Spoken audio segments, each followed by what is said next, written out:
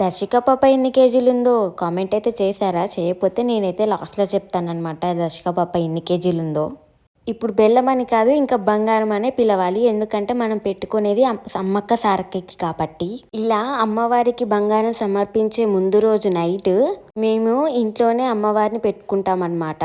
ఎందుకంటే బంగారం ఇంట్లో నిద్ర చేయాలని చెప్పేసి ఇంట్లోనే అమ్మవారిని పెట్టుకొని 2 జాకెట్ ముక్కలు పెట్టేసుకొని వాటి మీద బెల్లానికి బొట్లు పెట్టేసి 3 ఆ సమ్మక్క తల్లి దగ్గర అయితే పెడతామన్నమాట.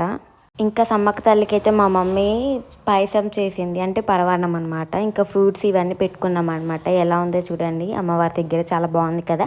ఇంకా నేనైతే దీపం వెలిగించేసి హారతి అయితే ఇద్దామని, కానీ హారతి ఇచ్చి కొబ్బరికాయ కొట్టడానికి ముందే కొరుకు ముట్టాలన్నమాట. అంటే ఇంట్లో ఒక కోడిని కొయ్యాలి.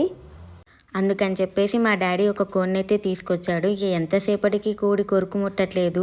ఇంకా ఆ తల్లి ఎంత సత్యమైందో కదా. నేను ఒక కోరిక కోరుకోగానే వెంటనే అమ్మవారైతే అసలు ఎంత ఫాస్ట్గా తినేసిందో నాకైతే మస్తు అనిపించింది. ఇంకా ఎంత సత్యమైన తల్లి నిరూపించుకుందనమాట.